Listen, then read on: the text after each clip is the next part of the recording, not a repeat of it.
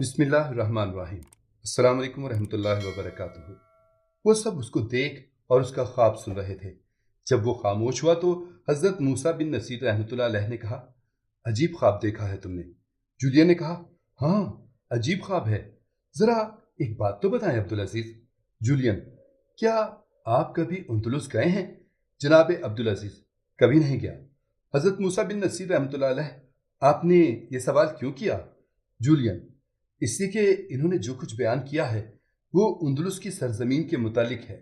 हज़रत मूसा बिन नसीर रहमतुल्लाह अलैह, क्या वहाँ के पहाड़ और मैदान सरसब्ज हैं? जूलियन, जी हाँ, हकीकत में उंदुलुस बहिश्त का नमूना है। कुदरत ने दुनिया के मुख्तलिफ हिस्सों में जो चीज़ें पैदा की हैं वो सब उंदुलुस को बख्शती हैं। वो फलों की बहुतात और आसमान के साफ रहने के लिहाज से मुल्क शाम है। आबो हवा की उम्दगी के ख्याल से यमन या अरब का नखलिस्तान है। मेवों की कसरत की वजह से और ताजगी के एतबार से हिजाज है। जरखेजी और फूलों की भीनी भीनी खुशबू के अंदाज से हिंदुस्तान है। बेश कीमत कानों के बायस केटी है। नेज समंदर के साहिलों की खुशकता और फ़ायदा रसानी में अदन है। जनाब मूसा बिन नसीर रहमतुल्लाह अलैह, आपने तो उसकी बड़ी तारीफ कर डाली है। जूलियन, वो मुल्क की तारीफ के काबिल है, मगर आपके साहबजादे ने जो ख्वाब देखा है उसने मुझे वर्ता हैरत में डाल दिया है। हज़रत मूसा बिन नसीर रहमतुल्लाह अलैह, क्यों? जूलियन, इसलिए कि इन्होंने कभी उंदुलुस नहीं देखा, मगर ख्वाब में उंदुलुस पहुंच गए हैं। जिस बुत का इन्होंने बताया है वो मरेडा के खंडरात में है। नहायत मशहूर है, उसका नाम गलीशा है। जनाब मूसा बिन नसीर रहमतुल्लाह अलैह, और वो औरत? जूलियन, जिस औरत को इन्होंने ख्वाब में देखा वो शाह रॉजरक यानी रॉड्रिक की बीवी नायला है। उसका तौक दुनिया भर में बेनज़ीर है और वो हसीन भी ऐसी है कि जैसा कि इन्होंने बयान किया है, सारे उंदुलुस में वो तौक वाली हसीना के नाम से मशहूर है। जनाब मूसा बिन नसीर रहमतुल्लाह अलैह, ताज्जुब है, मेरे बेटे ख्वाब में उंदुलुस हो आए हैं। जनाब अब्दुल अजीज रहमतुल्लाह अलैह, क्या आप मुझे बेदारी में उंदुलुस जाने की इजाज़त देंगे? मूसा, नहीं, मैंने इस मुहिम के लिए और ही बहादुर को मुंतखब कर लिया है। जनाब अब्दुल अजीज रहमतुल्लाह अलैह, और वो कौन है? जनाब मूसा बिन नसीर रहमतुल्लाह अलैह, जब दरबार खिलाफत से इजाज़त आ जाएगी तो उस वक्त तुम्हें और सब मुसलमानों को मालूम हो जाएगा। उसी वक्त एक खादिम ने आकर इतला दी, हुजूर, कासिद दमिश्क से वापस आ गया है। सब ये खबर सुनकर खुश हो गए। हज़रत मूसा बिन नसीर रहमतुल्लाह अलैह ने कहा, जल्दी से उसे अंदर बुलाओ। खादिम वापस चला गया और सब बेचैनी से उसके आने का इंतजार करने लगे। जूलियन ने कहा, क्या आपके ख्याल में आला हजरत खलीफातुल मुस्लिमीन ने लश्कर कशी की इजाज़त दे दी होगी? हज़रत मूसा बिन नसीर रहमतुल्लाह अलैह, मैं सही तौर पर कुछ नहीं कह सकता, क्योंकि एक मुहिम हिंदुस्तान पर भेजी जा रही है और वो अशद ज़रूरी है। जूलियन, क्यों?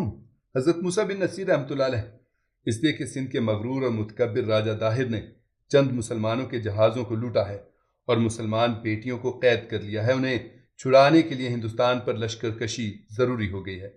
जूलियन, आप मुसलमानों में बड़ा इत्तफाक हो, इत्तेहाद है। हज़रत मूसा बिन नसीर रहमतुल्लाह अलैह, क्यों ना हो? नबी आखिरुज़्ज़मा रसूलुल्लाह सल्लल्लाहु अलैहि वसल्लम का फरमान मुबारक है, तमाम मुसलमान भाई भाई हैं। जब एक भाई पर मुसीबत आए तो या उसे तकलीफ हो तो दूसरा भाई उससे मुतासिर ना होगा, और अगर मुसलमान किसी मुसलमान को तकलीफ और परेशानी में देखेगा तो उसकी मदद नहीं करता तो अल्लाह और उसके प्यारे और आखिरी रसूल सल्लल्लाहु अलैहि वसल्लम दोनों नाखुश होते हैं। यही वजह है कि हर मुसलमान दूसरे मुसलमान की हर मुमकिन इमदाद करने की कोशिश करता है और इसी वजह से मुसलमानों में यगानगत है और भाईचारा है। जूलियन, ठीक फरमा रहे हैं आप। जो मोहब्बत, जो खुलूस और जो प्यार मुसलमानों में है वो तमाम दुनिया में कहीं भी किसी कौम में नहीं। इतने में कासिद अंदर आ गया। उसने बुलंद आवाज में कहा, अस्सलाम वालेकुम व रहमतुल्लाह। हजरत मूसा बिन नसीर रहमतुल्लाह अलैह ने वालेकुम अस्सलाम व रहमतुल्लाह व बरकातु कहकर उसे बैठने का इशारा किया। वो एक तरफ बैठ गया। दरियाफ्त किया, कहो, आला हजरत खलीफातुल मुस्लिमीन बखैरियत हैं? कासिद, जी हाँ, अल्लाह के फजल करम से। हजरत मूसा बिन नसीर रहमतुल्लाह अलैह, और दूसरे हुकूमत के अकाबरीन मिल्लत? कासिद, सब खैरियत से हैं और सब ने सलाम कहा है। जनाब मूसा बिन नसीर, वालेकुम अस्सलाम। और आम मुसलमान? कासिद, वो भी अच्छी तरह हैं, मगर अदना मुसलमानों से लेकर आला तक, हत्ता के खलीफा भी उन मुसलमानों की वजह से जिन्हें हिंदुस्तान के मगरूर राजा दाहिर ने कैद कर लिया है, सख्त परेशान और बेकरार हैं اور سب کی نگاہیں اس مہم پر لگی ہوئی ہیں جو کہ وہاں بھیجی جا رہی ہے۔ حضرت موسیٰ بن نصیر رحمۃ اللہ علیہ: اچھا، میری عرضداشت کا کیا جواب ملا؟ قاصد: جی ہاں۔ قاصد نے خلیفہ کا مراسلہ نکال کر پیش کیا۔ جناب موسیٰ بن نصیر رحمۃ اللہ علیہ نے کھول کر پڑھا۔ لکھا تھا: من جانب ولید بن عبد الملک خلیفۃ المسلمین از دمشق بجانب موسیٰ بن نصیر وائسرائے بلاد مغرب، السلام علیکم ورحمۃ اللہ وبرکاتہ۔ بعد از حمد و ثنا، قلمی ہے کہ اسلام اور مسلمان دنیا سے فسق و فجور، بدکاری، بد امنی کو دور کرنے آئے ہیں۔ اگرچہ ہندوستان کی مہم درپیش ہے، مگر اس مہم کی وجہ سے کونٹ جولین کی مدد سے باز نہیں رہ سکتے۔ وہ مظلوم ہیں اور مظلوم کی حمایت کرنا مسلمان کا اولین فرض ہے۔ ہم اس مہم کا کلی اختیار تم کو دیتے ہیں، تم نہایت ہوشیاری سے اسے شروع کرو۔ یہاں تجربہ کار لوگوں کو اندلس بھیجو اور کسی ایسے افسر کا انتخاب کرو جو اس مہم کے لیے مناسب اور موزوں ہو۔ اول زیادہ لشکر بھیجنے کی ضرورت نہیں ہے، تھوڑا سا لشکر بھیجو، ضرورت لاحق ہو تو کچھ اور لشکر بھیج دینا۔ فقط والسلام ورحمۃ اللہ۔ اس شاہی راستے کو پڑھ کر اتنی مسرت حضرت موسیٰ بن نصیر رحمۃ اللہ علیہ کو نہ ہوئی ہوگی جتنی یہ سن کر کونٹ جولین اور راہب کو ہوئی۔ راہب نے کہا: کہیے، اب تو دربار خلافت سے بھی اجازت مل گئی ہے، اب کیا ارادہ ہے آپ کا؟ جناب موسیٰ بن نصیر رحمۃ اللہ علیہ: مجھے صرف اسی کا انتظار تھا۔ خلیفہ نے میری عرضداشت منظور کر لی ہے، اب کوئی رکاوٹ نہیں ہے۔ پرسوں جمعے کی نماز کے بعد انشاءاللہ لشکر روانہ ہو جائے گا۔ راہب اور کونٹ جولین دونوں آداب کر کے اٹھ کر چلے۔ حضرت موسیٰ بن نصیر رحمۃ اللہ علیہ نے اسی روز 7,000 آزمودہ کار اور شیر دل نوجوانوں کا انتخاب کر کے انہیں تیاری کا حکم دیا۔ اندلس کی مہم پر جانے کے لیے ہزاروں آدمی تیار بیٹھے تھے۔ سب کا خیال تھا کہ کم سے کم 15-20 ہزار لشکر تو بھیجا ہی جائے گا، مگر ان کی حیرت کی کوئی حد نہ رہی جب انہوں نے دیکھا کہ صرف 7,000 کا لشکر بھیجا جانا منظور ہوا ہے۔ جو منتخب ہو گئے انہوں نے خوش ہو کر تیاریاں شروع کر دیں، اور جو منتخب نہ ہوئے وہ ان کی خدمت کرنے لگے۔ صرف ایک ہی دن تو درمیان میں تھا، آنکھ جھپکتے ہی وہ بھی گزر گیا، اور جمعے کا وہ روز سعید آ گیا جب اندلس پر جانے والا لشکر روانہ ہونے والا تھا۔ حسب معمول مسلمان غسل کر کے اور نئے کپڑے پہن کر جامع مسجد کی طرف جانے لگے۔ نماز کے وقت سے بہت پہلے مسجد پر ہو گئی۔ وقت پر اذان ہوئی، نماز ہوئی، اور سنتوں وغیرہ سے فارغ ہو کر جناب موسیٰ بن نصیر رحمۃ اللہ علیہ ممبر پر آئے۔ انہیں دیکھتے ہی سب لوگ اس قدر خاموش ہو گئے کہ سانس لینے کی آواز صاف طور پر سنائی دینے لگی۔ حضرت موسیٰ بن نصیر رحمۃ اللہ علیہ نے کہا: مسلمانوں، قابل تعریف وہی ذات ہے جس نے یہ دنیا بنائی ہے، جسے ہم دیکھتے ہیں، اور وہ عالم جو ہماری نظروں سے پوشیدہ ہے۔ وہ بنائے ہیں، وہ خالق کل ہے اور قادر مطلق۔ نہ اسے نیند آتی ہے، نہ تھکان محسوس ہوتی ہے۔ وہ اکیلا ہے، اس کی خدائی میں کوئی شریک نہیں۔ وہ ہمیشہ سے ہے، اس وقت سے جب کوئی بھی نہ تھا۔ اسی نے سب کچھ بنایا اور وہ ہمیشہ رہے گا، یعنی اس وقت بھی جب کہ تمام عالم ریزہ ریزہ ہو جائیں گے، زمین پھٹ جائے گی اور آسمان ٹکڑے ٹکڑے ہو جائے گا، سیاروں کا وجود باقی نہ رہے گا۔ وہی عبادت کے لائق ہے، اور یہ اللہ کا لاکھ لاکھ شکر و احسان ہے کہ ہم مسلمان اس کی عبادت کرتے ہیں۔ یاد رکھو، ہم صرف مسلمان ہی توحید کے حامل اور مبلغ ہیں، اور اب قیامت تک توحید مسلمانوں ہی میں رہے گی، چونکہ اب کوئی نبی نہیں آئے گا، اس لیے یہی شریعت، یہی قرآن شریف اور یہی دین توحید کا علمبردار رہے گا۔ گزشتہ کتابوں یعنی توریت، انجیل اور زبور وغیرہ میں بھی تحریفیں ہوتی رہیں، انسان ان میں رد و بدل کرتے رہے۔ قرآن مجید میں ایک نقطہ اور زیر، زبر اور پیش کا بھی فرق نہیں آ سکے گا، یہ اس لیے کہ اللہ کریم نے خود اس کی حفاظت اپنے ذمے لی ہے۔